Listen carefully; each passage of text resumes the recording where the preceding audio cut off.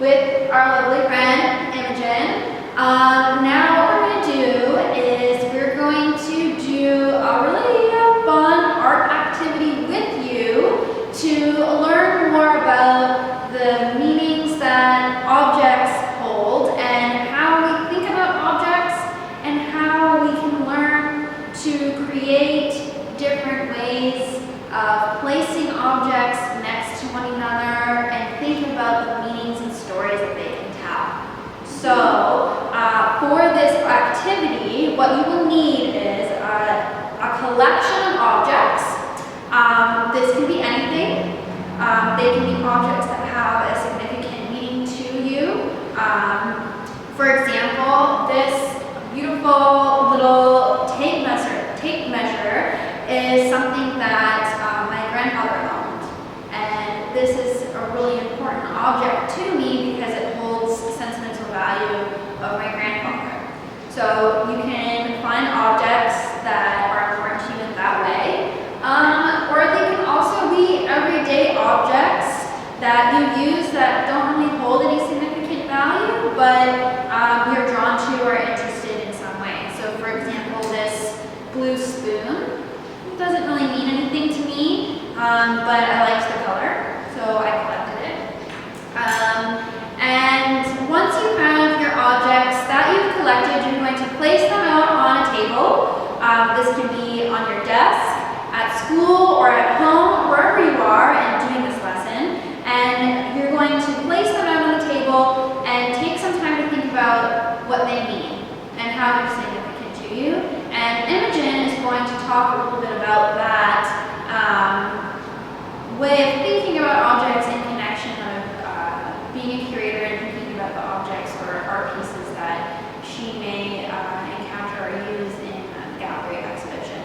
So, so Imogen, let's talk about these objects and this activity that we're going to be working on today. Yeah, so April and I have collected a series of objects together, which might hold a different significance or have some different visual cues like color and texture. So we can sort of stretch those new curatorial muscles and think a little bit about how different pieces, different objects can carry this different presence that is then connected to maybe history, maybe memory, maybe color, and sort of visual language, and place them together to create kind of a sculpture. This is something that I think really is connected to the act of curating and is a great place to start. Yeah. So I think what we can do, Imogen, if you'd like, is why don't we share a little bit about the objects that we have in front of us today and talk about the meanings that they hold. Yeah. Okay, cool. That sounds really great. Okay. Which one should I choose first? I'm immediately drawn to this miniature concrete block. I think because it's in my mind, because of the work we were just doing, curating your art, thinking about your arts practice, because I think that this object here, it holds some of that same, those same visual elements are very connected. So when I think about the texture of this stone surface, it makes me think of the outdoors and natural space. But also because it's this weird cylinder thing that was probably created with some sort of mold, it has that element of man-made interaction with nature and with natural materials. So it sort of makes me think about a miniature thing that you would see on a construction site or an old building or an old abandoned building, and it reminds me of walking, and it reminds me of Windsor as well too. And that's also an important part of curating as well is the city and the place that you're curating in, and the place where you're from and where the people who are coming to look at the work are also from. So place is also really imperative as well. So I love this object and I'm going to use it in my sandwich.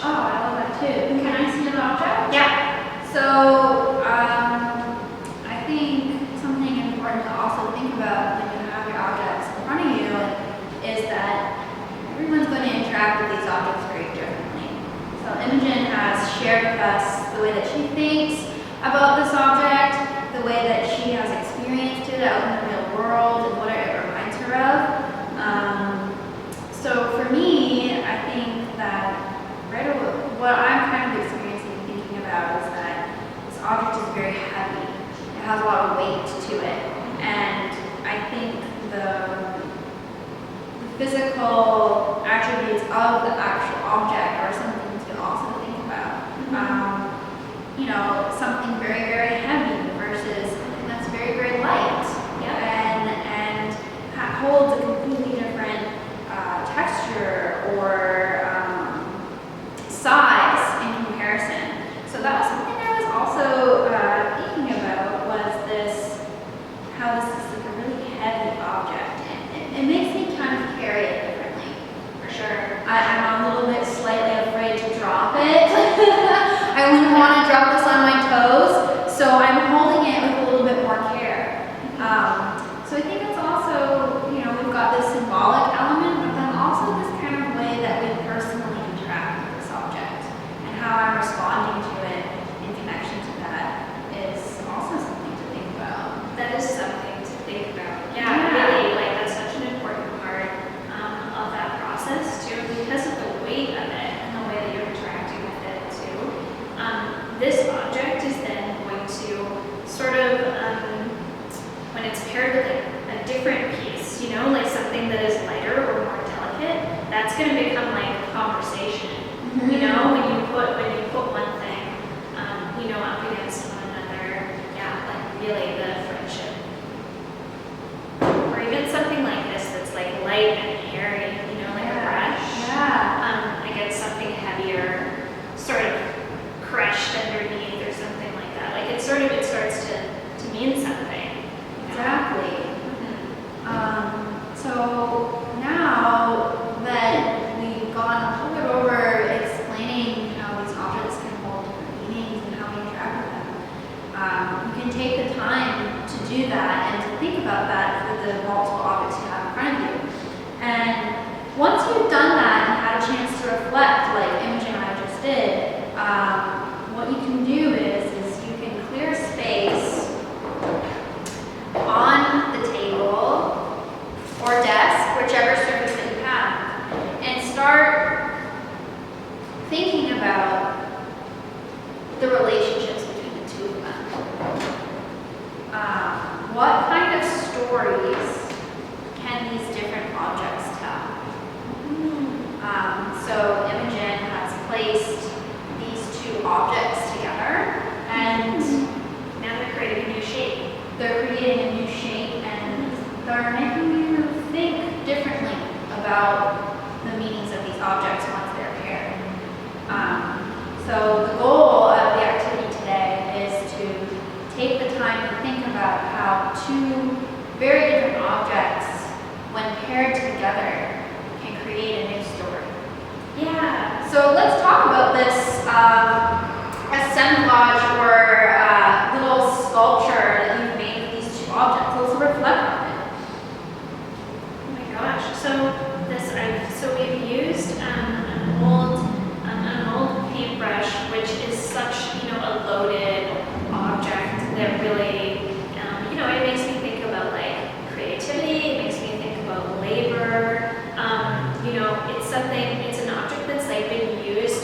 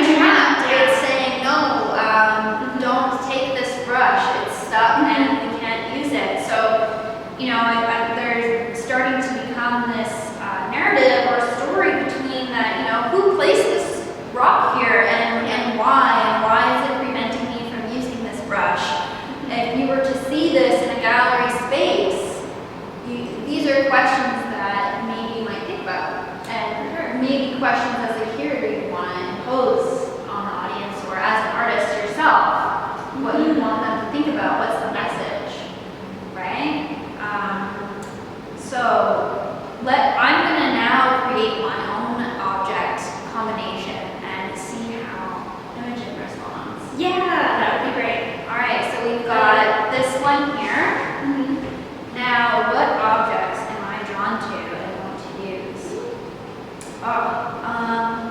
Okay, so I really like this glove.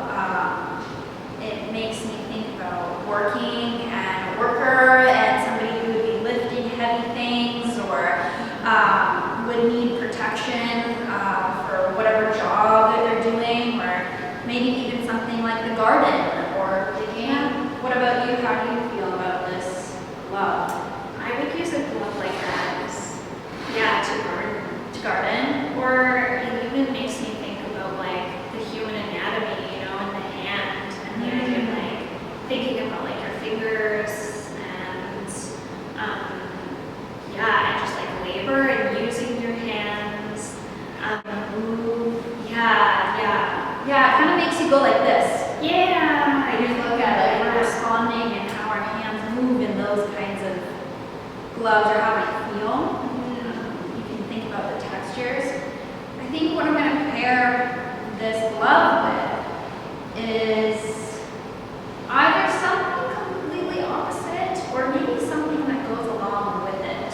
You can say very different things depending on if you contrast or if you bring like two objects together that are very different from one another, you're creating this like contrasting conversation and saying something. Or objects that are kind of complementary, you're telling a different story.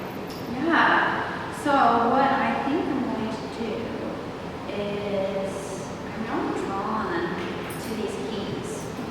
So before we connected, what do these make you think of? Keys make me think about access, and they make me think about doorways and the journey involved in passing from one space into another space.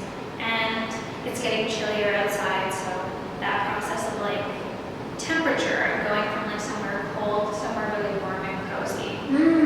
I really like that. Yeah. For me, when I see a key, I think about walking away or keeping something safe, and also being the one that has that power or holds the key to a place, and makes me question like where this key would bring me or what kind of thing would be concealed in the space or room or safe that these keys might lock.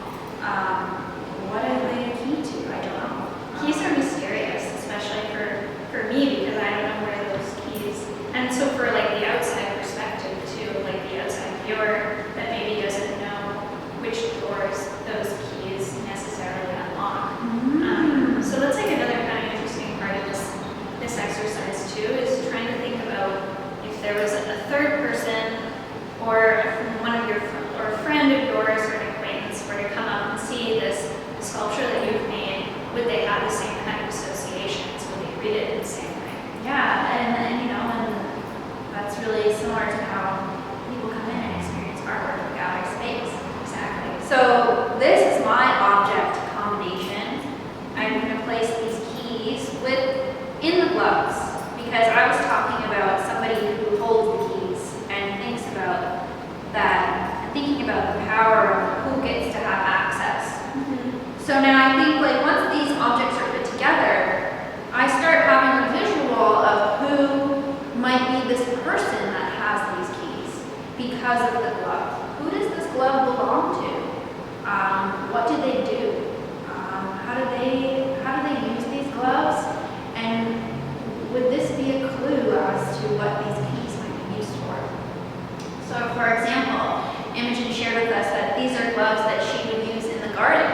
So maybe these objects tell a story about somebody who's working in the garden and having keys to a shed where the garden supplies are. Yeah. What do you think? That's like, it's a really like, now we're starting to create a narrative as well. And there are also lots of kind of like, there's also so many different like visual factors that are now introduced because we've connected one object to another in this way. So I'm even thinking about like the way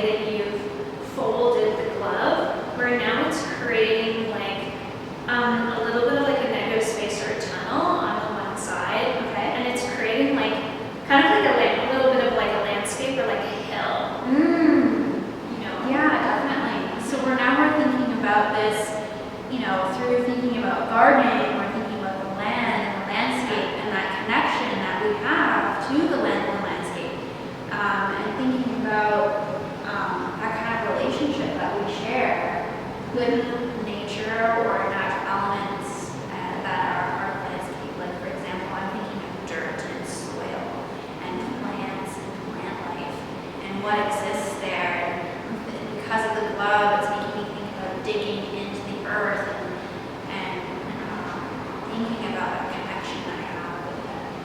Yeah. So this is amazing.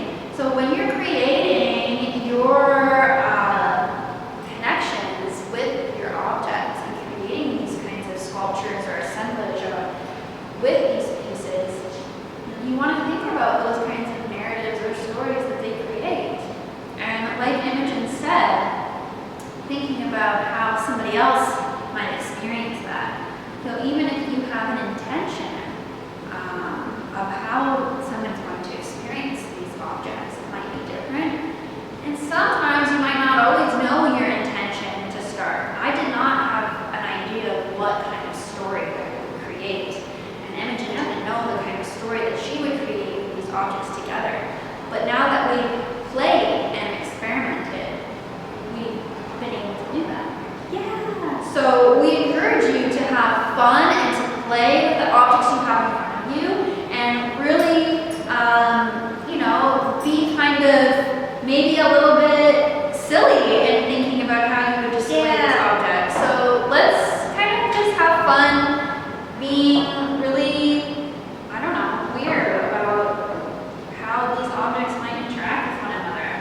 Like, This looks like a vase that my grandma had. I think my grandmother had one like that. Yeah. This I just like because of the color. Oh my gosh, yes.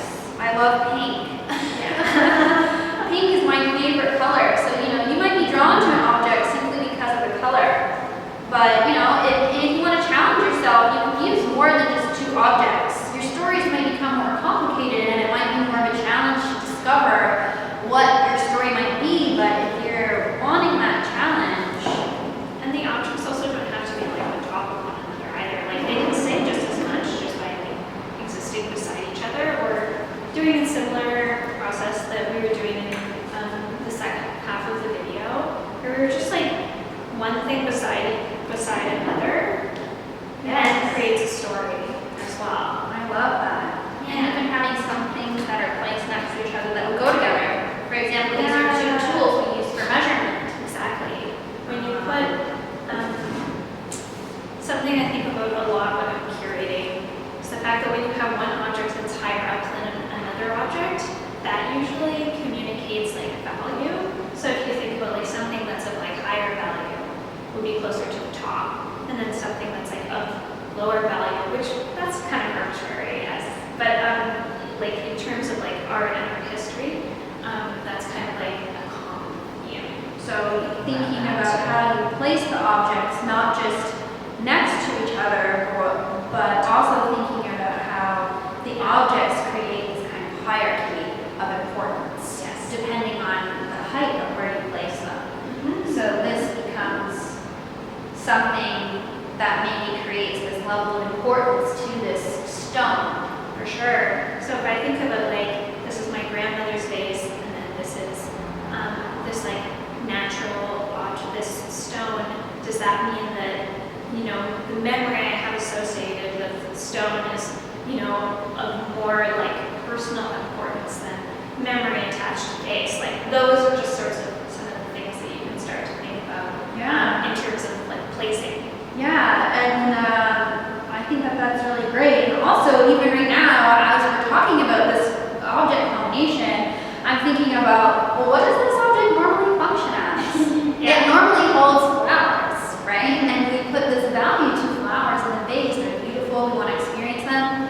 It's kind of funny and weird to then put a rock in something that would normally hold a flower. And what does that mean? Are we putting value to this more heavy-weighted, rocky piece in a vase rather than a flower? What does that mean?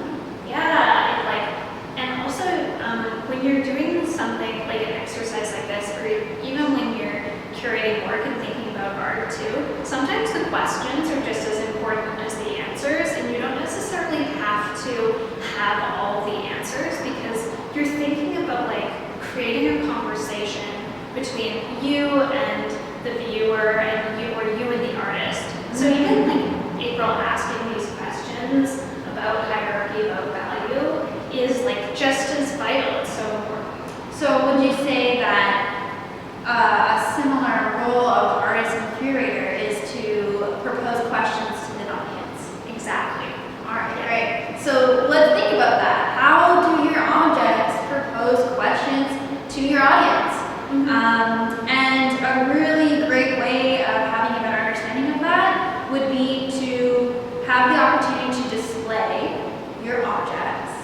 classroom or at home and invite somebody to come and experience what you've created. So a part of this activity would be to create a display on your desk or at your table at home and have your classmates or family members come to see your object combinations and get them to think about it. Maybe ask them questions and have them respond to it and then talk about that after. So after you're done creating your object and you have the chance to have somebody come and respond to your object creation, talk about the things that came into mind, what questions popped up, what symbols.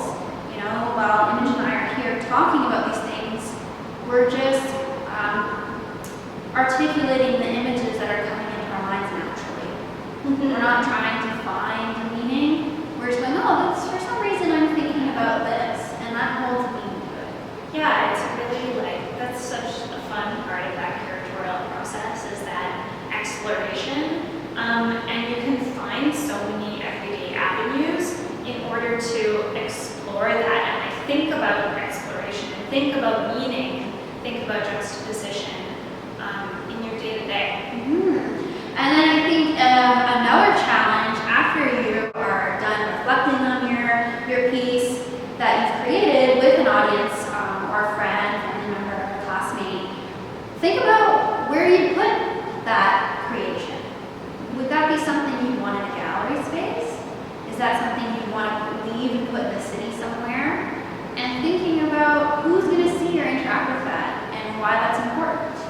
Yeah, because sometimes artwork happens outside of the gallery space too, right? Yeah, it happens inside the gallery space. It can happen outside, and like mural art. It can happen with, site-specific sculpture and site-specific work. On the waterfront, we see work all the time. All those sculptures are amazing because they're all having a conversation with the riverfront.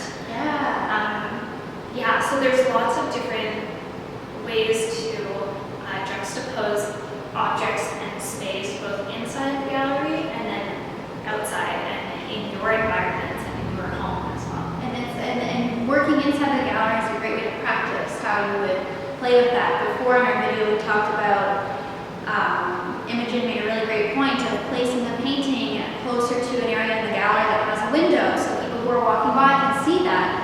So if you're in a classroom or at home, think, where would you place that object and would it be somewhere that more people would see? Is it hidden to be a surprise? Maybe you want your object placed in the corner that would only be seen if somebody was really looking hard, or do you want it placed in the window where a lot of people are going to be walking by and see it every single time? It's okay to place wherever. So if you get the opportunity to then play where you're going to place these objects, like Imogen has demonstrated for us, we would encourage that. Yeah, please do. So, we're learning how to become curators with objects. Yeah, exactly.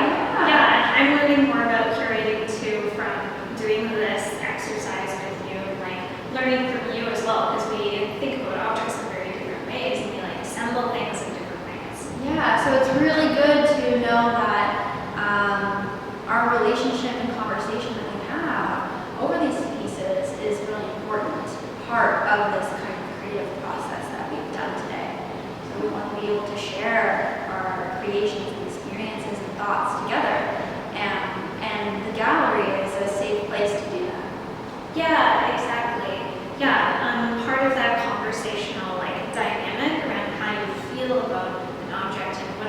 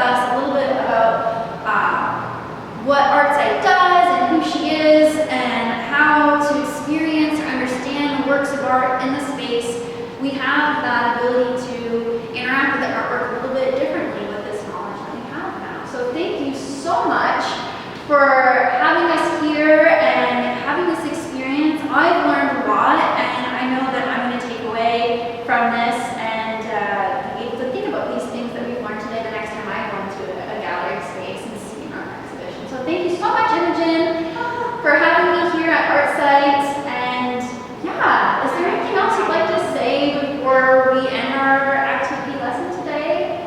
Just thank you, April, for having me, obviously. And thank you as well, all these different young people who are in the classroom right now. Thank you for inviting me into that experience, albeit virtually. And there are so many different